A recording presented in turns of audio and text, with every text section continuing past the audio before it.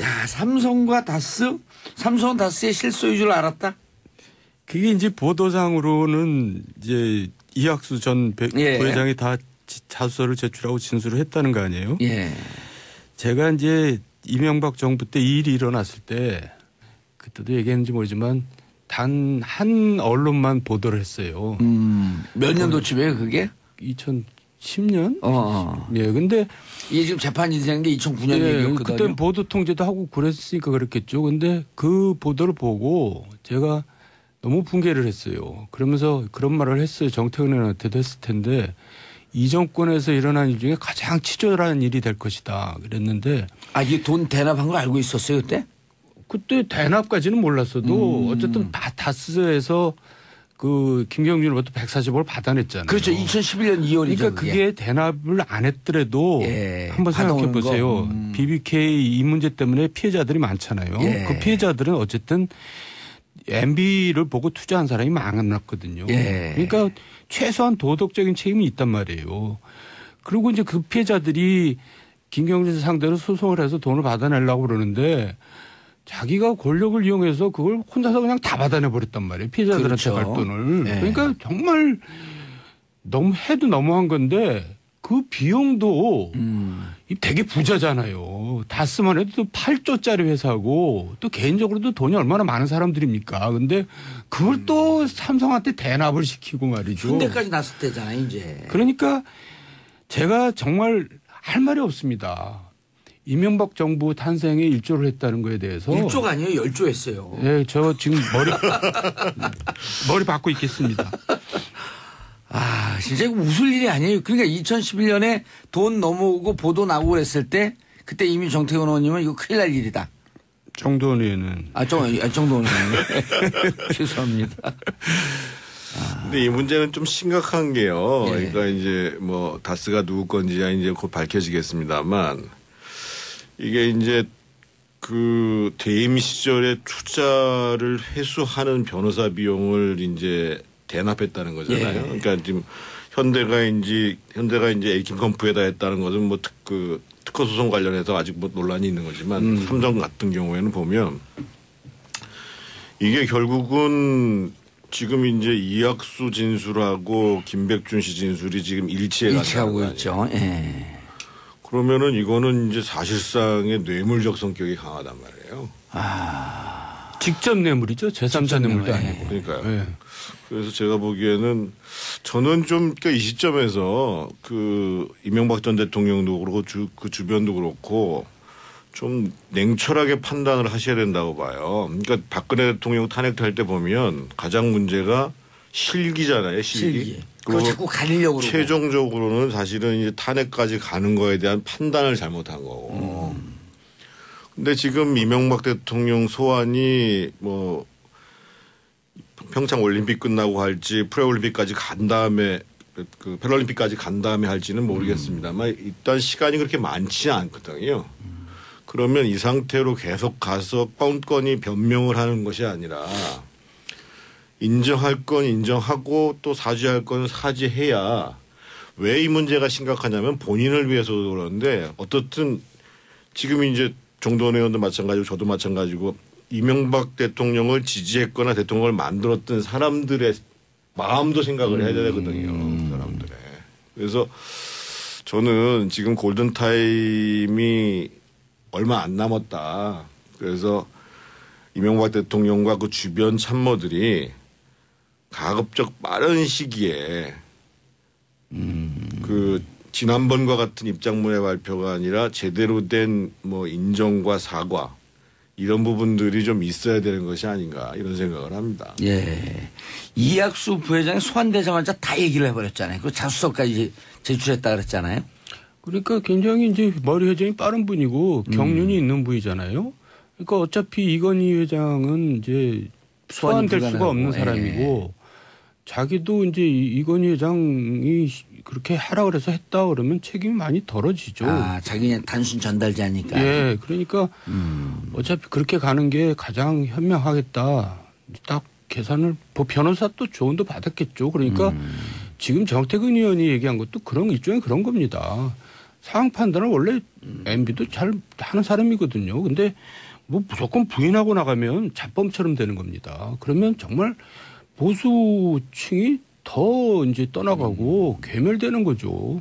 그러나도 지금 그 괴멸돼 있는데, 그러니까 우리나라 자기가 대통령을 한 사람으로서 우리나라 미래를 봐서라도 자기가 어떻게 처신해야 될지 그거를 이제 생각해보라, 그 얘기를 하는 겁니다 지금. 그런데 이재용 부회장 연관이 안 되겠죠 여기에서 회사에서 그 당시에는 이재용이 실권이 아니었어요. 예.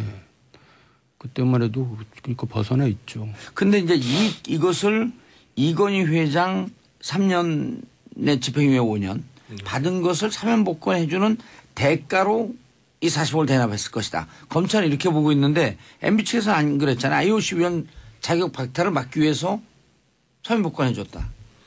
그러니까 그 사면 여부와 관계없이 예. 제3자의 회사에다가 왜 소속인을 그렇죠. 대납하냔 말이에요.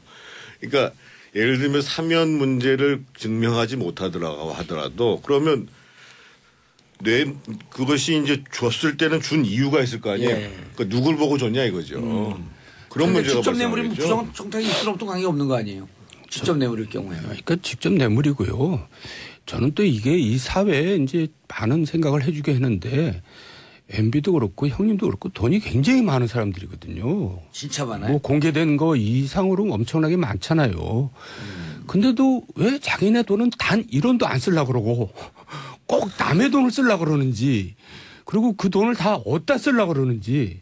나이들도 꽤 되셨잖아요. 단 1원도 안 쓰진 않았어요. 그 예를 들면 서울시장 때 서울시장 월급 다 기부했고 아름다운 데도 박원순 아름다운 데도 기부했고 대통령 때도 다 월급 기부했잖아요. 1원도 안 쓰지는 않고 생색나는 건 많이 쓰시죠.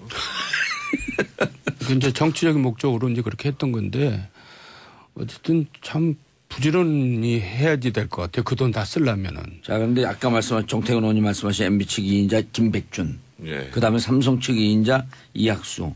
둘의 얘기가 완전 일치돼 버린 거거든요. 그리고 이제 한간에 이제 그쪽 변호사 MB 김백준 씨 변호사 측 얘기를 들으면 김백준 씨가 다 얘기를 하고 난 다음에 큰일 났다. 그때 이제 무슨 내용인지 몰랐는데 그 큰일 났다가 이거였던 것 같아요. 이게 한 2주 전쯤에 그랬다는 거거든요. 영포 빌딩 털리고 난 다음에 큰일 났다. 이제 어떻게 할 도리가 없다. 그러니까 진짜 결단을 내려야죠. 여기서 뭐 부인하고 그러는 거 나오니까 참 실망스럽더라고요. 그리고 그 주변에 있는 뭐 참모들도 이제 떠날 겁니다. 제가 볼 때는 남아있는 사람도 없을 거예요. 아니 제일 재밌는 얘기가 지난번 정태근 의원이 그 말씀하셨잖아요. 그때 입장 발표할 때 옆에 있던 7명 서 있었던 분들. 내용도 몰라요. 내용도 모르는 분들이라고. 전 그 기사 좀 크게 날 줄 알았더니 또 기사도 안 나대. 별로 관심이 없는지. 그러니까 이런 일을 당하면 사실은 진짜 진실이 뭔가라는 것들을 완전히 공개한 상황에서 그래서 그러면 대응을 어떻게 할 것인가가 나와야 되는데 그 참모들은 잘 모를 뿐만 아니라 이명박 전 대통령도 사실은 얘기를 안 하고 있을 가능성이 크단 말이죠. 네. 저희가 예를 들면 큰 선거를 치를 때 기본적으로 네거티브를 대응하기 위해서는 이 실제로 네거티브의 실체가 뭔가라는 걸 알아야지 대응이 가능하거든요. 그것부터 출발해야죠. 네. 그러니까 스테파노폴로스가 클린턴을 처음 만났을 때 클린턴이 이제 29살짜리 전략가한테 도와달라고 그랬거든요. 그러니까 스테파노폴로스가 처음 한 말이 당신 여자 관계 다 대라. 그것부터 시작했다는 거 아니에요. 네. 그래야지 내가 대응을 한다. 그러니까 이제 그런 거 나한테 솔직히 털어놓지 않으려면 나하고 일하지 말자. 이런 거거든요. 그러니까 지금 옆에 있는 참모들이 아무 쓸모가 없는 거죠. 앞으로 재판을 해도 마찬가지입니다. 변호사한테 다 털어놔야 되잖아요. 변호사한테 털어놓지 않으면서 변론을 맡긴다라는 건 아무런 의미가 없는 재판을 하겠다는 지금 거거든요. 박근혜 전 대통령이 그런 격 아니에요. 그래도 유영아 변호사한테는 다 얘기하지 않았을까요? 그랬을까요? 저렇게 대응할까요? 자, 다 털어놓고 시인할 거 시인하고. 그리고 진심으로 사죄를 하셔야죠. 진심으로 사죄할 네. 너무 늦지 않았나요, 근데? 아니, 저는 아직도 시간은 있다고 봅니다. 아직도 시간이 있다. 자, 정도는 다음 주죠. 설 끝났으니 이제 본격 지방선거 모두 그 바른미래당 쪽은 초비상에 걸렸더라고요. 왜냐하면 설 명절 동안에 미리 합당을 해갖고 그게 서울 밥상에 좀 정치 밥상에 올라갈 줄 알았더니 네. 완전 주제가 실종돼 버렸어요. 올림픽 때문에. 네, 그렇기도 하고 또 올림픽이 없어도 별로 뭐 주제가 못 되죠. 바른미래당은 적어도 이제 기초나 광역위원까지는 몰라도 광역단체장 후보는 못 됩니다. 기껏해야 이제 서울시장 후보로 뭐 안철수가 나가니 마니 그 정도지 어느 광역단체도 나갈 후보가 없어요. 그러니까 우리가 분명히 알아야 될 게 지난번도 얘기했지만 광역단체 후보 나가려면 몇십억을 자기 돈을 쓴 각오를 해야 되거든요. 네. 그 10% 이상, 15% 이상 득표를 얻지 못하는데 누가 나갑니까? 근데 유승민 뭐 대표는 전체 다 내보고 내겠다 이러는데 그러면 뭐냐면 자기가 나가야 됩니다. 근데 그 사람은 자기가 나갈 생각도 내가 볼 때는 없어요. 자기 나가면 어디로? 대구시장으로 나가나요? 대구로 나가든지 서울로 나가든지 나가든지. 해야죠. 예. 무책임한 얘기를 하는 거죠. 정치 경험이 없으니까 그래요. 저는 조금 다른 시각에서 보면 지금 이제 정도원 선배님 말씀하신 것처럼 특히 이제 광역단체장 선거는 일정 정도의 소위 자질과 인지도에 대한 평가가 있지 않고서는 나가기가 어려운 선거죠. 예를 들면 지금 서울시장 선거가 법정 선거 비용이 34억 9천만 원이니까요. 법정 선거 비용을 제외하고 나머지 것까지 계산한다고 그러면 한 50억 들어간다고 봐야 되겠죠. 근데 이제 15%를 못 받으면 거기에 이제 법정 선거 비용도 보전을 못 받는 문제가 발생하고 법정 선거 비용도 100% 다 받는 건 아니잖아요. 100% 다 받네 법정 선거 비용은. 그거 이제 선관위에서 우리가 신고한 내용들을 가지고 이제 이걸 보존해 줘야 되냐 말아야 되냐라는 걸 쭉 본 다음에 하는데 거의 받는다고 봐야죠. 거의 받는다고 봐야 되고. 그런데 이제 지금 정몽주 의원은 자기 걱정하는 거예요. 아, 그렇습니다. 잘 설명해 주세요. 형님 어떻게 그렇게 잘하세요? 근데 이제 그 지방선거를 전망하면서 지금은 그 민주당이 압도적으로 우세를 보일 거라고 전망을 하지만 저는 예상 외에 고전할 수 있는 가능성도 있다라고 보는데 그 얘기하는 분들 꽤 있어요. 그 측면이 몇 가지 측면이 있습니다. 예. 하나는 지금 여론조사에서 응답하지 않는 사람들이 투표장에 나올 거냐 말 거냐의 문제를 놓고 견제 심리가 예를 들면 문재인 정부에 대한 견제 심리가 발동을 한다라고 하면 상황이 달라질 수 있다는 거죠. 무슨 얘기냐면 지난번 대선 때에 문재인 대통령을 찍었다는 사람들은 41%입니다. 그리고 홍준표, 안철수, 유승민을 찍었던 사람들은 52%입니다. 근데 이제 올해 한국리서치가 신년에 그 여론조사를 할 때 보면 응답자 특성에 보면 문재인 후보를 찍었다라고 하고 응답한 사람이 무려 55%가 나왔습니다. 반대로 적극적으로 응했다는 거죠. 응했다는 거죠. 그리고 반대로 그 홍준표나 안철수나 유승민을 찍은 게 52%인데 실제 응답한 사람은 24%만 응답을 했습니다. 아, 반도 안 되네요. 예, 결국은 그렇게 보면 어떻게 봐야 되냐면 이 사람들이 이렇게 응답하는 것처럼 투표장에 안 나가주면 압도적으로 민주당이 이기지만 이길 수도 있지만 견제 심리 때문에 투표장에 나가겠다라고 하면 상황이 달라지는 거고 동시에 예를 들면 지금 지난 대선 때도 52%였다고 말씀드리잖아요. 예. 근데 만약에 단일화를 하지 않더라도 52%가 예를 들면 홍준표 안철수처럼 24대 21로 갈라지는 게 아니라 하나는 10, 하나는 42로 갈라진다. 그러니까 예를 들면 서울시장 같은 경우에 안철수 후보가 나오고 경기도지사 같은 경우에 이제 양경필 지사가 나와가지고 후보 간에 그러니까 당에 관계없이 후보 간에 우열이 확실하다라고 해서 견제 심리하는 사람이 한쪽에 쏠린다. 그러면 나머지 사람이 한 10% 내뿐이 못 받는다. 이런 현상이 벌어지면 실제로 41대 40 이렇게 나오는 거거든요. 예를 들어 이제 그 중간에 좀 그 듣는 분들이 숫자가 계속 나오니까 좀 헷갈리니까 홍준표, 안철수, 유승민을 대선 때 찍었던 분들이 전체 52%쯤 되는데 이 52%가 일단 투표장에 다 나온다고 전제하면 그리고 예를 들어 안철수 후보가 바른미래당에서 나오고 서울시장에 다른 자유한국당 후보가 나오는데 별로 인지도가 없기 때문에 저쪽은 찍어봐야 사표가 될 것 같으니 그렇죠. 한 10% 정도만 가고 나머지 42% 정도가 뺀 52 중에서 10을 뺀 42가 안철수 쪽으로 온다고 한다면 민주당과 박빙의 싸움이 될 그렇죠. 가능성이 높다.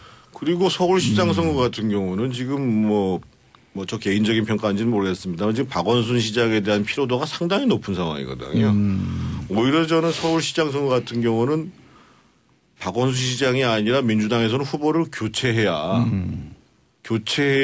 오히려 선거가 쉬운 선거가 되지 않겠는가 이런 생각을 들고 실제로 그거는 여론조사를 보면은 교체 지수가 이미 55% 가까이 나왔죠. 아니, 지지율도 40%가 나오고. 물론 지지율도 그러는데요. 네.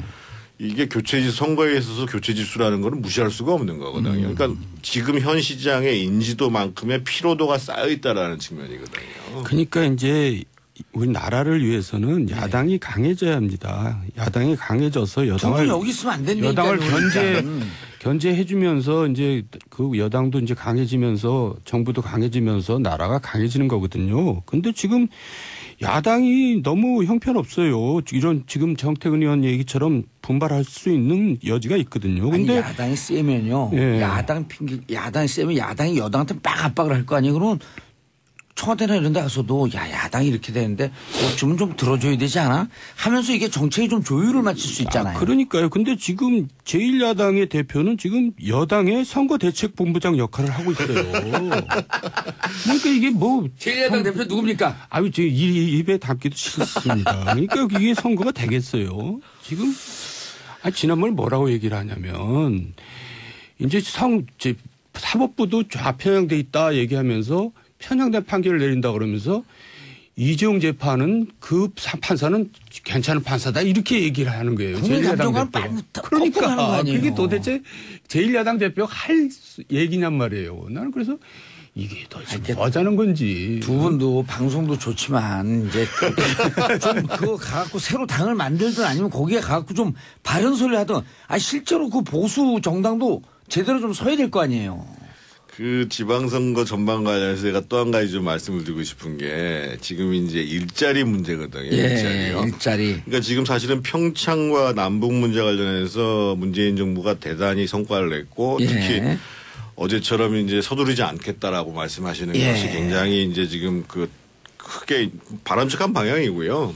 뭐 국민들한테 신뢰감을 줄 수 있는데 지금 결정적으로 문제가 되는 건 일자리 문제입니다. 그렇죠. 그러니까 1월 달 고용 지표를 갖다 놓고 여당 대표는 뭐 최저임금은 무슨 뭐 죄가 없다는 둥 우원식 대표가 그런 얘기 했거든요. 그리고 이제 기재부 장관은 별 영향이 없다 이렇게 얘기를 했는데 이미 다 작년에 다 이제 반영이 된 거거든요. 그리고 고용률이 조금 늘어나고 실업률은 그대로면 예를 들면 경제활동 인구가 늘어나면 실업자가 늘어난다는 소리예요 기본적으로. 그리고 1월 달에는 공공부문 재정 숫자가 엄청나게 많기 때문에 거기서 사실은 한 6.2% 정도 올라갔거든요. 그런데 지금 한번 보세요. 지금 이제 1월 달 고용 지표를 놓고 봐도 지금 실업자 통계가 10년 이래로 최고예요. 무려 102만인가요? 하여간 뭐 굉장히 높았고 소위 이제 이 청년들 체감 실업률은 21% 육박했어요. 그러니까 야당 입장에서 보면 그런 문제를 얘기를 해야 되는 거거든요. 그러니까 지금 IMF조차도 지금 최저임금 급격하게 올리는 거를 하지 말라고 지금 공고를 했단 말이에요. 지금 최근에.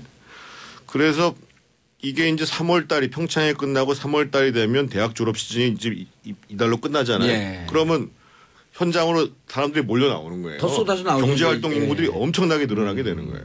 그런데 실제로 고용 전망은 별로 밝지 못하단 말이에요. 그리고 이제 아까 2부에서도 얘기했지만 GM 문제 보통 심각한 문제가 아니거든요. 그렇죠.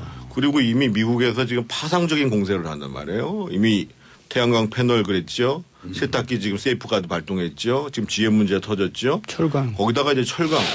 철강 같은 경우는 저희가 3위의 공급국가예요. 미국에. 근데 사실은 12개국 만약에 제재한다고 했을 때 유일하게 동맹국 중에 들어가 있는 나라가 우리나라거든요.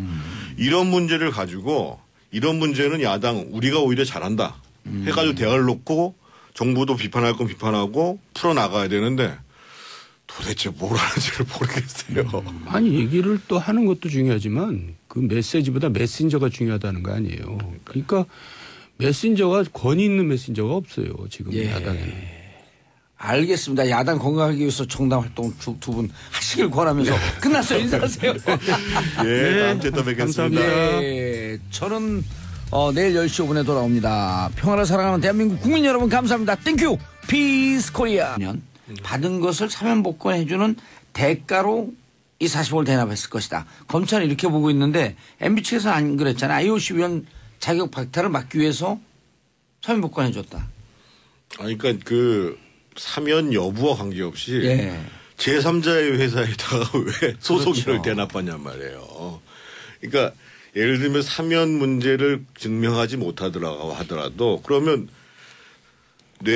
그것이 이제 줬을 때는 준 이유가 있을 거 아니에요. 예. 그러니까 누굴 보고 줬냐 이거죠. 그런 문제가 직접 내물이면 발생하겠죠. 부정청탁이 있으면 또 관계 없는 거 아니에요. 직접 내물일 경우에. 그러니까 직접 뇌물이고요. 저는 또 이게 이 사회에 이제 많은 생각을 해주게 했는데 MB도 그렇고 형님도 그렇고 돈이 굉장히 많은 사람들이거든요. 진짜 많아요. 뭐 공개된 거 이상으로 엄청나게 많잖아요. 근데도 왜 자기네 돈은 단 1원도 안 쓰려고 그러고 꼭 남의 돈을 쓰려고 그러는지 그리고 그 돈을 다 어디다 쓰려고 그러는지 나이들도 꽤 되셨잖아요. 단 1원도 안 쓰진 않았어요. 그 예를 들면 서울시장 때 서울시장 월급 다 기부했고 아름다운 제도 박원순 아름다운 데 기부했고 대통령 때도 다 월급 기부했잖아요. 1원도 안 쓰지는 않고 생생나는 건 많이 쓰시죠. 이제 정치적인 목적으로 이제 그렇게 했던 건데 어쨌든 참 부지런히 해야지 될 것 같아요. 그 돈 다 쓰려면은. 자, 그런데 아까 말씀하신 정태근 의원님 말씀하신 MB 측 2인자 김백준. 예. 그다음에 삼성 측 2인자 이학수. 둘의 얘기가 완전 일치돼 버린 거거든요. 그리고 이제 한간에 이제 그쪽 변호사 MB 김백준 씨 변호사 측 얘기를 들으면 김백준 씨가 다 얘기를 하고 난 다음에 큰일 났다. 그때 이제 무슨 내용인지 몰랐는데 그 큰일 났다가 이거였던 것 같아요. 이게 한 2주 전쯤에 그랬다는 거거든요. 영포 빌딩 네. 털리고 난 다음에 네. 큰일 났다. 네. 이제 어떻게 할 도리가 없다. 네. 그러니까 진짜 결단을 내려야죠. 여기서 뭐 부인하고 그러는 거 나오니까 참 실망스럽더라고요. 그리고 그 주변에 있는 뭐 참모들도 이제 떠날 겁니다. 제가 볼 때는 남아있는 사람도 없을 거예요. 아니 제일 재밌는 얘기가 지난번 정태근 의원이 그 말씀하셨잖아요. 그때 입장 발표할 때 옆에 있던 7명 서 있었던 분들. 내용도 몰라요. 내용도 모르는 분들이라고. 전 그 기사 좀 크게 날 줄 알았더니 또 기사도 안 나대. 별로 관심이 없는지. 그러니까 이런 일을 당하면 사실은 진짜 진실이 뭔가라는 것들을 완전히 공개한 상황에서 그래서 그러면 대응을 어떻게 할 것인가가 나와야 되는데 그 참모들은 잘 모를 뿐만 아니라 이명박 전 대통령도 사실은 얘기를 안 하고 있을 가능성이 크단 말이죠. 네. 저희가 예를 들면 큰 선거를 치를 때 기본적으로 네거티브를 대응하기 위해서는 이 실제로 네거티브의 실체가 뭔가라는 걸 알아야지 대응이 가능하거든요. 그것부터 출발해야죠. 네. 그러니까 스테파노폴로스가 클린턴을 처음 만났을 때 예. 클린턴이 이제 29살짜리 전략가한테 도와달라고 그랬거든요. 예. 그러니까 스테파노폴로스가 처음 한 말이 당신 여자 관계 다 대라. 그것부터 시작했다는 거 아니에요. 그래야지 내가 대응을 한다. 그러니까 이제 그런 거 나한테 솔직히 털어놓지 않으려면 나하고 일하지 말자. 이런 거거든요. 그러니까 지금 옆에 있는 참모들이 아무 쓸모가 없는 거죠. 앞으로 재판을 해도 마찬가지입니다. 변호사한테 다 털어놔야 변호사한테 털어놓지 않으면서 변론을 맡긴다라는 건 아무런 의미가 없는 재판을 하겠다는 지금 거예요. 박근혜 전 대통령이 그런 격 아니에요.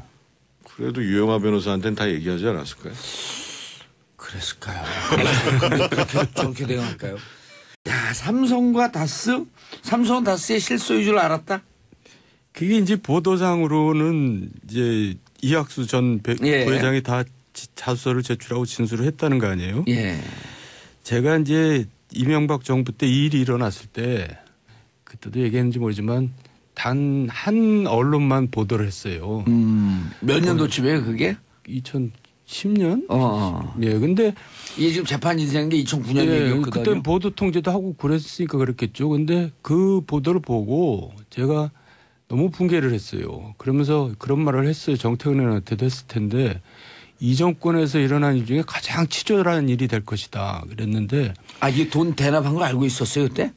그때 대납까지는 몰랐어도 어쨌든 다스에서 그 김경준으로부터 140억을 받아냈잖아요. 그렇죠. 2011년 2월이죠. 그러니까 그게 대납을 안 했더라도 예, 한번 생각해 받아오는 보세요. 거. BBK 이 문제 때문에 피해자들이 많잖아요. 예. 그 피해자들은 어쨌든 MB를 보고 투자한 사람이 많았거든요. 예. 그러니까 최소한 도덕적인 책임이 있단 말이에요. 그리고 이제 그 피해자들이 김경진 상대로 소송을 해서 돈을 받아내려고 그러는데 자기가 권력을 이용해서 그걸 혼자서 그냥 다 받아내 버렸단 말이에요. 피해자들한테 그렇죠. 갈 돈을. 네. 그러니까 정말 너무 해도 너무한 건데 그 비용도 되게 부자잖아요. 다 쓰면 해도 또 8조짜리 회사고 또 개인적으로도 돈이 얼마나 많은 사람들입니까. 근데 그걸 또 삼성한테 대납을 시키고 말이죠. 현대까지 났을 때잖아요, 이제. 그러니까 제가 정말 할 말이 없습니다. 이명박 정부 탄생에 일조를 했다는 거에 대해서. 1조가 아니에요. 10조 했어요. 네, 저 지금 머리 받고 있겠습니다. 아, 진짜 이거 웃을 일이. 지지했거나 대통령을 만들었던 사람들의 마음도 생각을 해야 되거든요. 사람들의. 그래서 저는 지금 골든타임이 얼마 안 남았다. 그래서 이명박 대통령과 그 주변 참모들이 가급적 빠른 시기에 그 지난번과 같은 입장문의 발표가 아니라 제대로 된 뭐 인정과 사과 이런 부분들이 좀 있어야 되는 것이 아닌가 이런 생각을 합니다. 예. 이학수 부회장이 소환되자마자 다 얘기를 해버렸잖아요. 그 자수서까지 제출했다 그랬잖아요. 그러니까 굉장히 이제 머리 회전이 빠른 분이고 경륜이 있는 분이잖아요. 그러니까 어차피 이건희 회장은 이제 소환될 수가 없는 사람이고 자기도 이제 이건희 회장이 그렇게 하라 그래서 했다 그러면 책임이 많이 덜어지죠. 아, 자기는 단순 전달자니까. 예, 그러니까 어차피 그렇게 가는 게 가장 현명하겠다. 딱 계산을 변호사 또 조언도 받았겠죠. 그러니까 지금 정태근 의원이 얘기한 것도 그런 일종의 그런 겁니다. 상황 판단을 원래 MB도 잘 하는 사람이거든요. 근데 뭐 무조건 부인하고 나가면 잡범처럼 되는 겁니다. 그러면 정말 보수층이 더 이제 떠나가고 괴멸되는 거죠. 그러나도 지금 괴멸돼 있는데, 그러니까 우리나라 자기가 대통령을 한 사람으로서 우리나라 미래를 봐서라도 자기가 어떻게 처신해야 될지 그거를 이제 생각해보라 그 얘기를 하는 겁니다 지금. 그런데 이재용 부회장 연관이 안 되겠죠 여기에서 회사에서 정리가. 그 당시에는 이재용이 실권이 아니었어요. 예. 그때만 해도 그러니까 벗어나 있죠. 근데 이제 이것을 이건희 회장 3년의 집행유예 5년. 아니에요. 그러니까 2011년에 돈 넘어오고 보도 나오고 그랬을 때 그때 이미 정태근 의원님은 이거 큰일 날 일이다. 정도원 의원은. 정도원 의원님. 죄송합니다. 근데 이 문제는 좀 심각한 게요. 그러니까 이제 뭐 다스가 누구 건지야 이제 곧 밝혀지겠습니다만 이게 이제 그 퇴임 시절에 투자를 회수하는 변호사 비용을 이제 대납했다는 거잖아요. 그러니까 지금 현대가 이제 에이킹컴프에다 했다는 것은 뭐 특허 소송 관련해서 아직 뭐 논란이 있는 거지만 삼성 같은 경우에는 보면 이게 결국은 지금 이제 이학수 진술하고 김백준 씨 진술이 지금 일치하고 있죠. 예. 그러면은 이거는 이제 사실상의 뇌물적 성격이 강하단 말이에요. 직접 뇌물이죠. 제3자 뇌물도 아니고. 그러니까요. 네. 그래서 제가 보기에는 저는 좀 그러니까 이 시점에서 그 이명박 전 대통령도 그렇고 그 주변도 그렇고 좀 냉철하게 판단을 하셔야 된다고 봐요. 그러니까 박근혜 대통령 탄핵할 때 보면 가장 문제가 실기잖아요. 실기. 그거 자꾸 가리려고 그러고. 최종적으로는 사실은 이제 탄핵까지 가는 거에 대한 판단을 잘못한 거고. 근데 지금 이명박 대통령 소환이 뭐 평창 올림픽 끝나고 할지 프레올림픽까지 간 다음에 그 패럴림픽까지 간 다음에 할지는 모르겠습니다만 일단 시간이 그렇게 많지 않거든요. 그러면 이 상태로 계속 가서 뻔뻔히 변명을 하는 것이 아니라 인정할 건 인정하고 또 사죄할 건 사죄해야 왜 이 문제가 심각하냐면 본인을 위해서도 그러는데 어떻든 지금 이제 정도원 의원도 마찬가지고 저도 마찬가지고 이명박 대통령을